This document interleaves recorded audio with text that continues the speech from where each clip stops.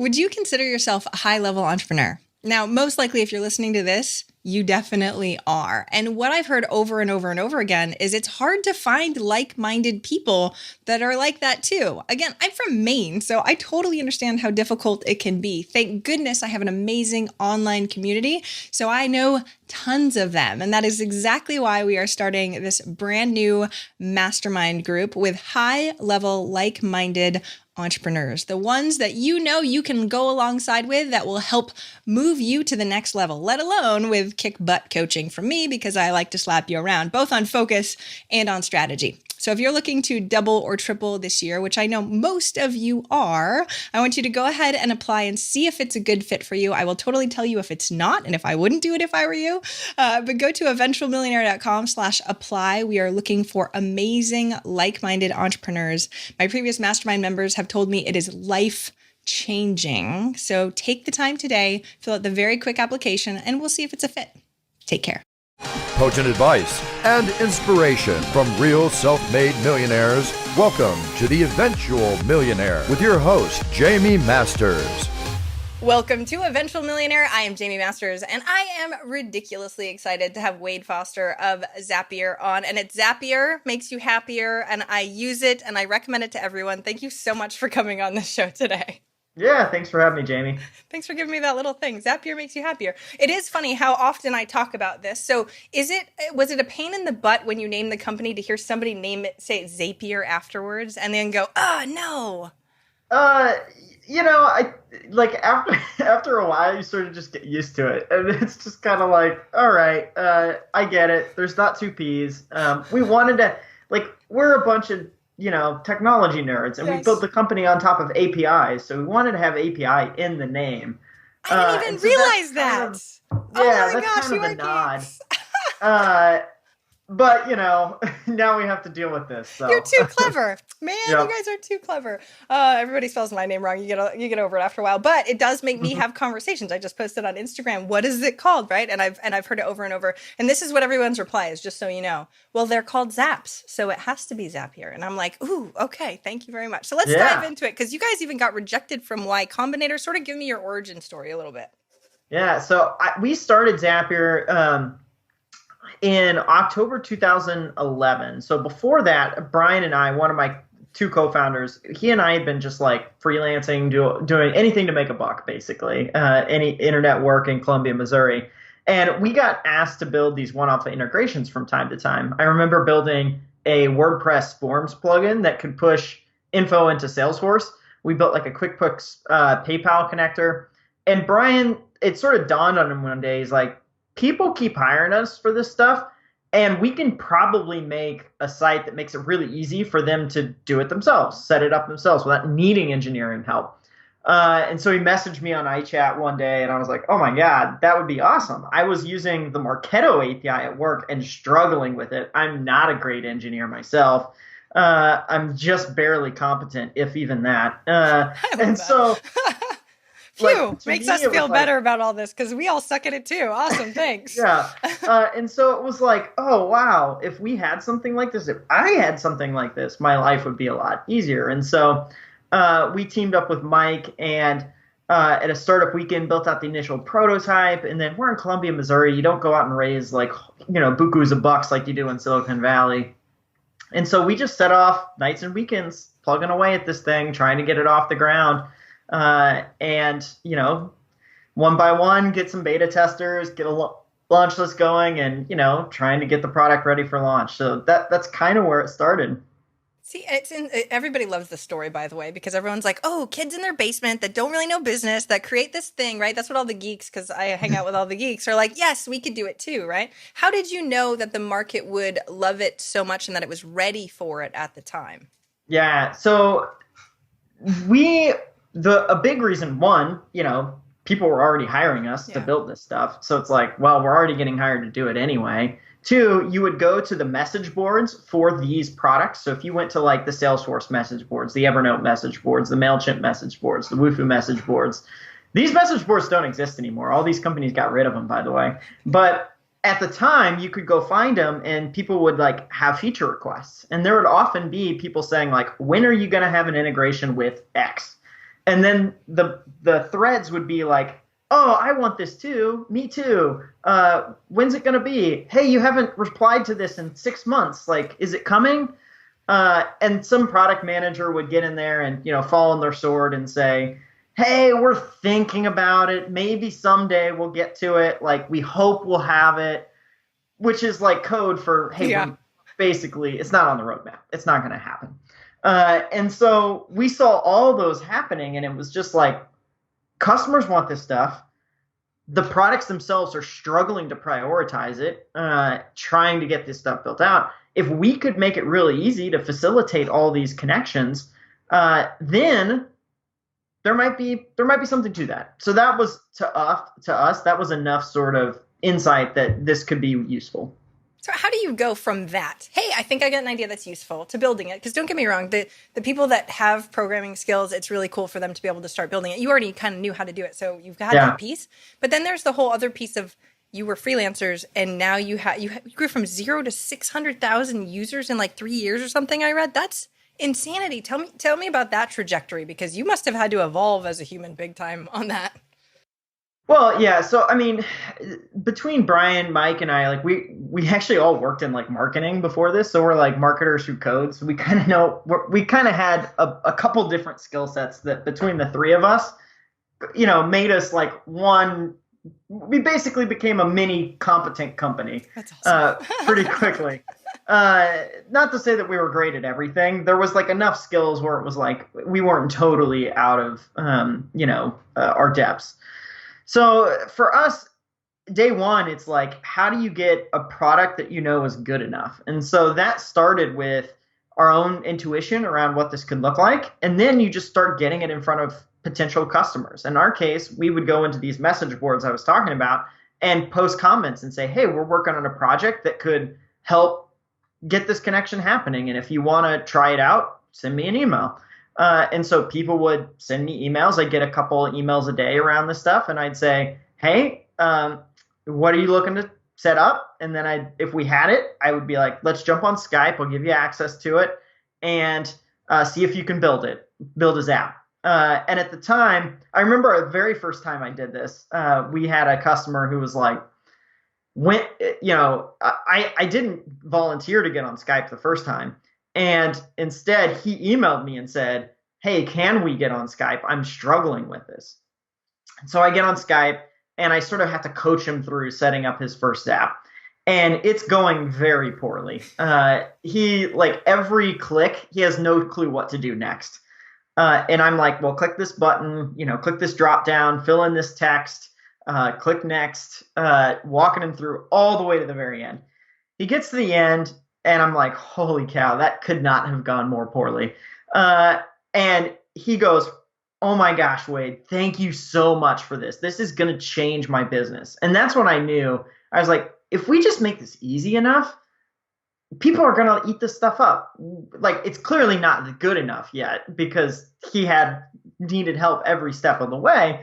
But I knew that if we could get there, we would have something. And so we just sort of rinsed, washed, and repeated that for, it took us about 9 months till we felt good enough, like opening the door and saying, you can sign up and not talk to Wade, basically. Because before that, you had to talk to me. Otherwise, you wouldn't be able to set up a Zap. But I would just keep getting on these Skype calls, taking good notes, recording the sessions, going back to Brian and Mike saying, here's what's working, here's what's not working. This screen is still confusing. This button is confusing. This text is confusing. We don't support this app. This trigger is not good enough. Like, just all sorts of reasons why it's just not ready yet. And we just one by one, just sort of methodically work through it. And eventually you get about, if in our case it was 9 months in, some people still needed some help, but more and more I would get on those Skype calls and people would just sort of set it up. And I'd be like, okay, and that's when I sort of felt like, okay, we're ready. We can put this out there and people are going to be successful. So it was tweak after tweak after tweak for the beginning. It wasn't like, because what people do now, especially that they're like, I'm in a startup, I'm going to go hire a UX UI guy, and then I'm going to do this, right? And they're going to tell me all the things, right?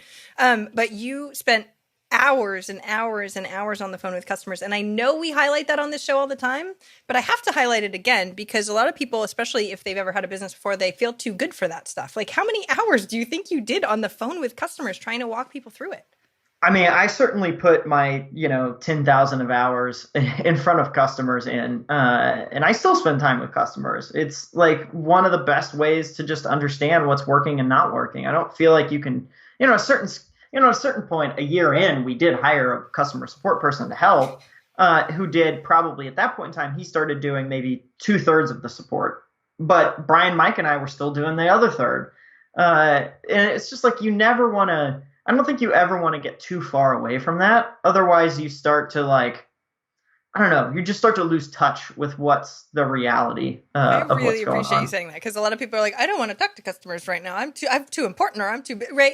As we go up the chain, and the fact that you guys still do that and care about that is kind of huge. Tell me about I get it. I get that too because, company at Zapier now, we have 250 people. And so for me, the management burden it's heavy. Like you have to spend a lot of time with your team, making sure that goals are aligned and all that sort of stuff. So finding time to talk to customers when you have this whole org that you've hired at a certain point, you're kind of like, they've got it covered. They're good at this. They're better at working with customers than I am.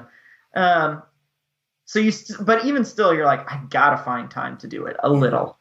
Yeah, because the losing touch completely is not necessarily good either. Okay, but tell me about the growth trajectory, because from hiring that customer service person to 250 is a huge growth curve and probably outside of your wheelhouse, I'm assuming. So tell me about you guys and the growth of the company and how you decided to do what you did. Yeah. So we've more or less the headcount has a little less than doubled almost every year. So the first 3 years is just the 3 founders, and then it's 7, and then it was 14, and then it was like 25, and then it was like 60, and it just kind of kept going like that. The early days, though, we felt like it felt really slow, like especially compared to other like Silicon Valley companies that are like, raise a bunch of money, go hire the team, like go take the market, all that sort of stuff. And we had never hired people before. And so we were really meticulous about it because I didn't know, I never managed anyone. We never paid anyone a salary, really. We didn't have health benefits. We didn't have any of the things that you sort of need to have employees didn't exist. We had to do that for the first time ever. And so that was just all figuring that stuff out. And I didn't want to rush it. We wanted to sort of make sure that when we added somebody, okay, the team gelled. So when we hired that first person, it was okay, there's 4 of us now. How are we feeling about that? And it took us maybe 4 months, and it was okay, this is working. We didn't totally screw this up. We feel like we're ready for one more. We added one more in. It's okay, this is working. 4 months later, we add a 6th person. So it's you're just sort of getting used to that. And we were very intentional in the early days about saying we are not going to hire another person until it absolutely hurts. And that's what helped keep our spending down, because you can hire really fast and get your spending way out of control and go broke very quickly. And we were we will not hire until it literally is we cannot do this anymore. And so that discipline helped us, I think, make sure we understood our business really well. We understood the types of people who, when they came into the company, what made them successful, what didn't make them successful. It really gave us a certain amount of confidence and a certain amount of identity in who we are, which, being totally new at this, we lacked confidence, we lacked an identity. Those were things that we're just oblivious to. But that sort of meticulousness and that methodical pace, it wasn't necessarily slow, but it was definitely methodical. I think helped us so that eventually we got to a point where it was we can hire 2 people at a time now instead of 1 person at a time. And, now we've had weeks where 10 people will join in a given week. But now you have all the systems and processes to accommodate that, where 10 people can come in and feel like this is normal. This is how it's supposed to work. And things don't just sort of fall apart on you. I really appreciate you going back to that, because a lot of people, as they start making money, they have a skill set, right? So you guys had your skill set. You're really good, especially with customers. then you go, oh, I have no skill set for hiring or managing. And that is a skill set that takes people a long period of time to learn typically, and a lot of mistakes. So do you have any hiring tips or managing tips for people, especially people that are more either engineer-like or more sales people-like, and that's not their innate talent? There's a great podcast, Manager Tools, that covers the basics. It's like, 30-minute podcasts on, how to hire a person, how to give feedback, what to do when you think you have to fire somebody, like all these sort of, and they're like very specific, which is what I liked, because a lot of the management advice is so fluffy and so like, it's hard to like grasp. It's like someone just walked into my office and said, I want to raise now or I'm going to quit. And it's like, okay, I need the advice on how to deal with that right now. I don't need this sort of like, people love having autonomy. And it's like, well, great. I know that. I understand that people want autonomy, but I have a very tactical situation that I am not equipped to handle. And so I just would, it took me a couple of years to realize that like, wow, I'm not good at management. And the Manager Tools podcast just was like a crash course in how to handle these situations that come up, when you're a manager. Like you can sort of, any manager who's done this for enough times will tell you that they constantly get surprised by situations that come up where they're like, whoa, I've never dealt with that before. And you just need to have these toolkits, these conversational tools to be able to navigate those things without screwing it up. Because it's easy to screw that stuff up. Sometimes it's not intuitive. It's so easy to screw that stuff up. And I love the action piece of it too. Like, just tell me what to say, people. I just want to know. I just want to know actual things instead of fluffiness on the corporate side. So I love that tip too. How did you guys start figuring out what your strengths are? Because it sounds like you're sort of all doing pieces. We all hired together. We all did this, but I'm sure each one of you had different strengths and different roles in the company. How did you make sure that you went down the role that was really best for you? Yeah, it was pretty natural for us. Like, we knew that we had sort of different leanings going in. So, I was always on like the business go-to-market side of things. Mike was always really focused on the product and user experience and how do customers interact with this. And then Brian was really focused on the technology, like how does the infrastructure work? How do we scale this out? While at the same time, each of us was still somewhat competent in the other things that people were working on. So it made us good thought partners. It's like, Brian and Mike could challenge me on go-to-market stuff, and they could say, hey, Wade, you might try this or might consider these types of things. And I would step back and go, that's actually a good idea. I should probably think about it this way.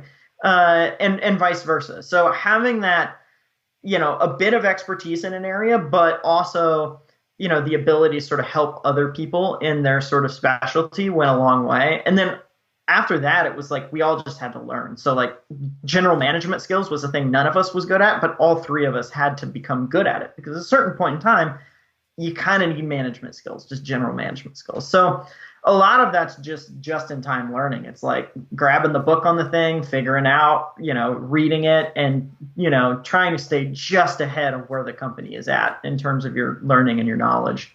Yeah, because there's always something, right? And that's the funny thing is like the phases and the trajectories you go, you're like, oh, I learned this. I finally started feeling good about this. Oh, shoot, I know nothing about this now. And I'm in a totally new area that I'm trying to learn. So what are some of the pivotal books or resources like Manager's Tools that you really felt like were really lifesavers for you? Because everybody that's listening is like, I'm dealing with stuff right now. Give me the actionable stuff. Yeah, I mean, Manager Tools was like critical. High Output Management was another good book that I really liked. That was from longtime CEO at Intel, Andy Grove. That one was really practical, useful. There's, oh man, it's been years since I read it. Don't Make Me Think and Rocket Surgery Made Easy were like really great sort of like, practical like UX, user testing sort of things that were really useful for me.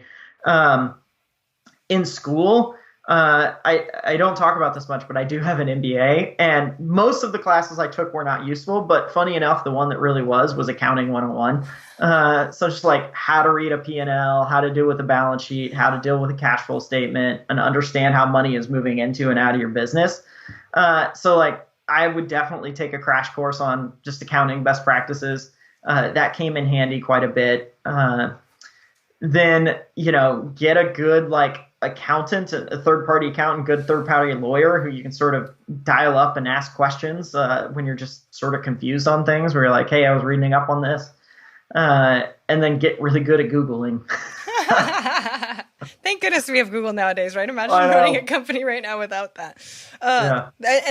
So it's interesting, especially on the accounting side, because this is sort of the thing that, especially small business owners that are just about gross revenue, top line, like just keep running the sales sort of mentality, is that they sort of avoid the actual numbers, and they don't even want to look at it. Even for like clients of mine, I'm like, so you still need to send me your P&L because I have no picture of what you're working on. So did you guys avoid that stuff because you were more programming side or marketing side, or did you actually lean into that and not have an issue with going after the numbers?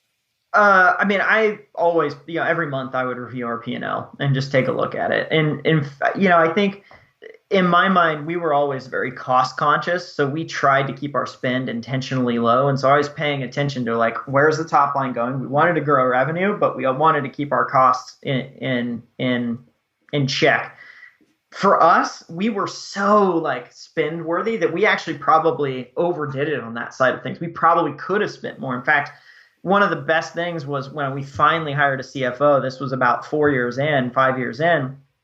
She came in and actually gave us the confidence to deploy capital in a much more effective way. It was like, you actually can spend more money and probably generate higher returns. But for us, we were just like, we don't want to, like, we've got a good thing going on. We don't want to overspend. You hear the horror stories of like these companies that overspend and they have to do layoffs, and it just is brutal. And so we were like pretty, counting every penny, literally in a lot of situations. Well, that's an amazing thing, especially when you were saying that you didn't hire someone till it hurt. How did you know when that hurt was enough hurt, right? Because it started to be like, the team is busting at the seams, but where and who do we hire? And did you like predict who you were hiring and when? Well, so our CFO was like the one that I had held on to, like running basically.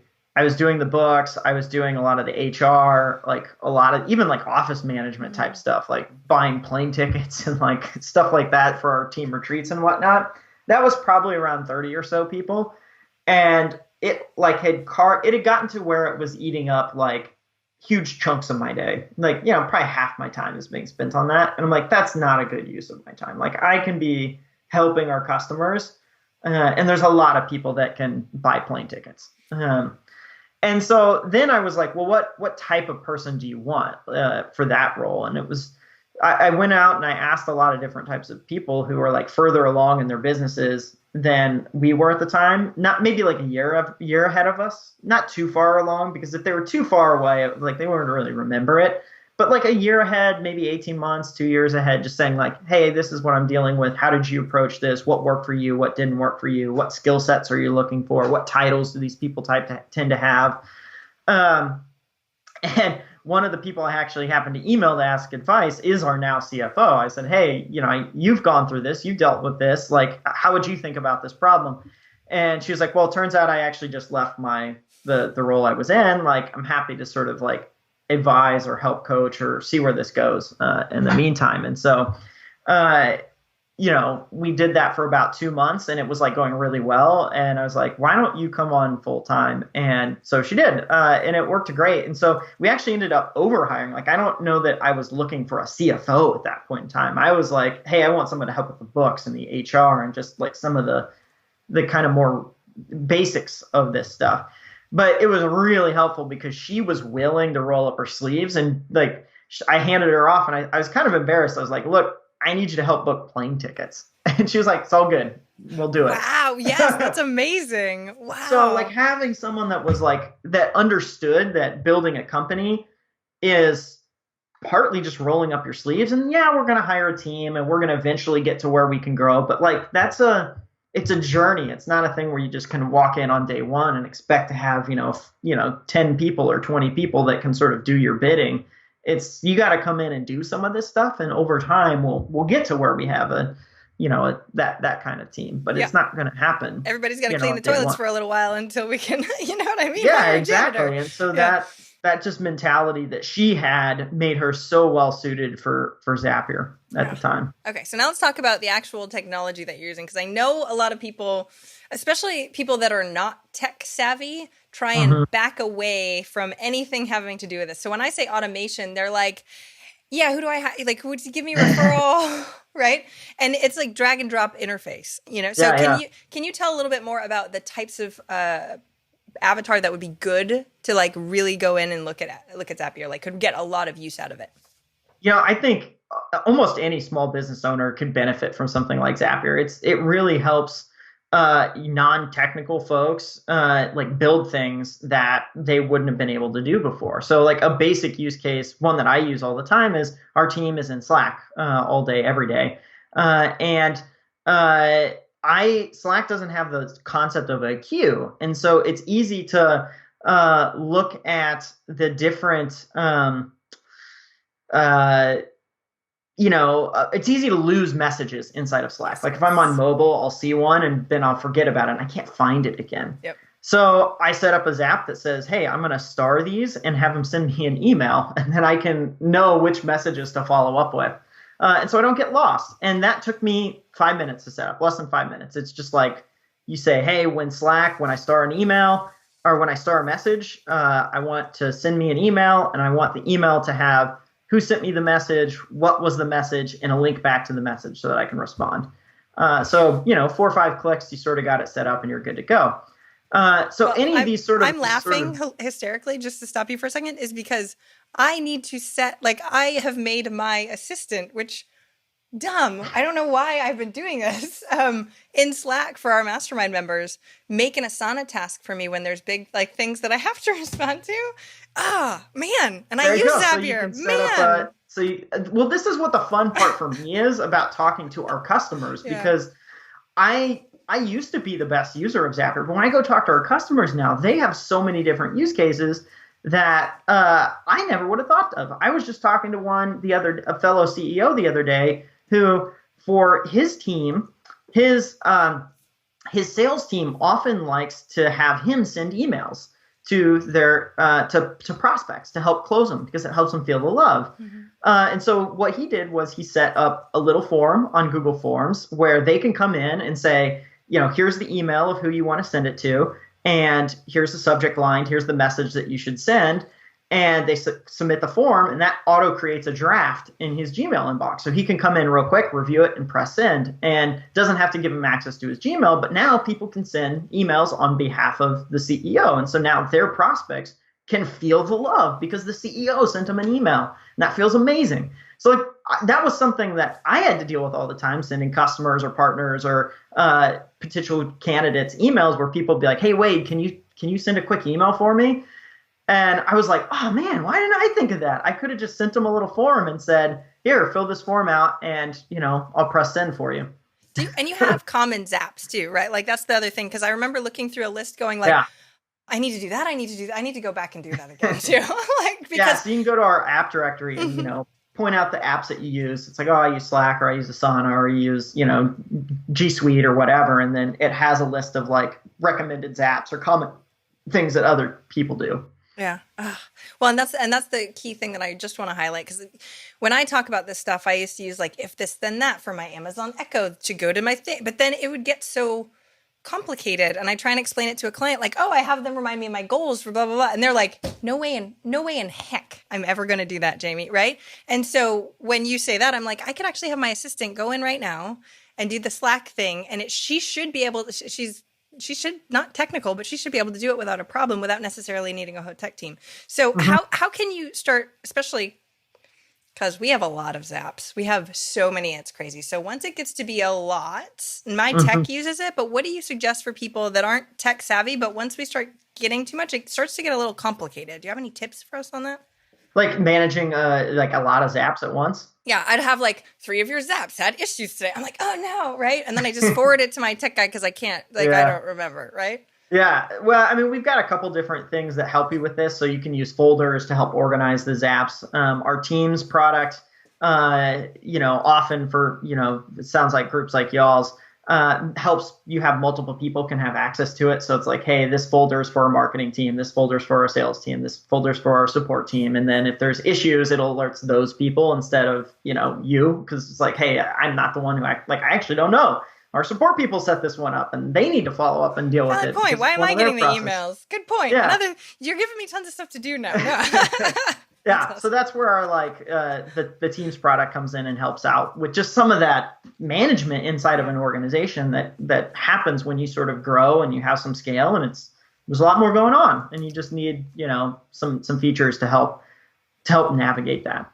Yeah, it's like an ever-evolving process, though, right? And that's the thing that I think is so difficult. Like, these are super small things that shouldn't be that big of a deal that will optimize a lot of small things that I'm doing. And those micro moments really do add up, but not only on the time space, but on the brain space kind of thing. And I feel like small business owners are just stuck in the minute task switching over and over and over again. So setting it up once and then having it done for a really long period of time is hugely important. But what I see mostly, and I wonder if you have some things to say about this, is that they're like, I'll get to that later. It's a low priority now, right? Because it's a small thing. And yes, it adds up, but I've got urgent matters right now. So do you have any tips for people for that stuff? Well, the funny thing is even I fell suspect to that myself. And one of the things I remember I went on a Zap making tear when I hired an executive assistant for the first time because he joined and was like, wait, I can do this for you and I can do this for you. He had a list of things where he's like, I can help you with this stuff. Probably half the things on the list, I was like, that seems dumb. Like, why would I have you do that? You have better things to do. We can make a Zap for that. And so these were things that I was already doing, but he just sort of prompted me and I was like, that's dumb. Like, why would you do that? And then the funny thing was like, I'm doing that. Like, and so just, I think, for me, the act of sitting down with somebody and having them say, here's all the things that I could potentially do for you, forced me to go, wow, there's a lot that goes on in a given day that I can sort of delegate to Zapier, or in this case, an executive assistant, or it didn't matter which one. One of them needed to do it, but there was a set that could go to Zapier and not necessarily have to go to another person. See, you make me feel so much better about this, though, that the CEO of Zapier says the exact same thing. So it is really going, hey, I need to be prompted to make it an urgency thing, because especially like the beginning of the year, you start to feel like, oh, man, I want to have a new, fresh start. So taking like a day, I've had clients of mine take like a day and reorganize their Asana, and everybody on the team is like, yeah, we're reorganizing Asana, right? We should have a Zap day where we're like, everybody just does all their Zaps and everybody gets their questions, because long term it saves so much time, but short term it's so hard to just go, I have to go in and do the thing. I know it'll save me a minute 3 minutes over a month and a half. But when you add them all up, it really, we're paying other people to do this, or you're spending your time, which how valuable is your time? Oh, man. Okay. So I get on rants on some of this stuff too. So where do you think the industry is going? Because I feel like we talk about AI and we talk about automation and we talk about, implants in our body and crazy stuff like that, right? Where do you see that stuff? And do you really pay attention to trends? I pay attention to those things, but I think for our customers, a lot of them are folks like you, right? We're busy people. We're using all these different tools. And for us, implants in our brains, that's like sci-fi still. It's like, that would be lovely. But right now I've got, 100 emails in my inbox. My text is blowing up. And I've got this project that's behind, and I've got, however many clients that are screaming at me. And then there's there's a couple of people on my team that are like begging me for help on these things. And it's just like, how do I get through all of that? And so having things like Zapier and like these different tools where you can create automations between them that sort of helps you, route things to the right person that automatically does some of these tasks for them, or, gives your team the ability to tackle some of this stuff on their own, like that, email on behalf of the CEO form, things like that. It creates this, I always like to think of it as, you get to this point where you can sort of lean back and it's like arms like sprout out of your sides and like start doing some of these tasks for you. And you can sort of lean back and drink your coffee a little bit. That's the visual image I always have. Robotic arms. No. Yeah, exactly. Awesome. And so I think just, most small business owners are just working so hard that we need tools like Zapier to help just get control of like the little things that are eating up our time, that are eating, and more than our time, it's eating up our attention. It's this stuff that we get caught in the minutia. And if we don't take the time to step back and think, what are the things that are going to push my business forward? What are the things that are really going to help my customer that I need to be planning on for the next year or for the next 2 years?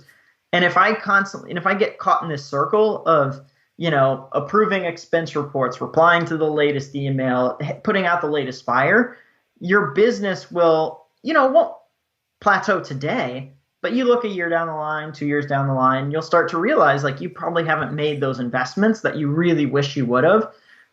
And so I think having, tools like Zapier, tools like Asana and Slack and G Suite and whatever that help keep you organized and just on task, go a long way to helping you out. I completely agree. And it is really interesting, especially because it's stuff we have to do.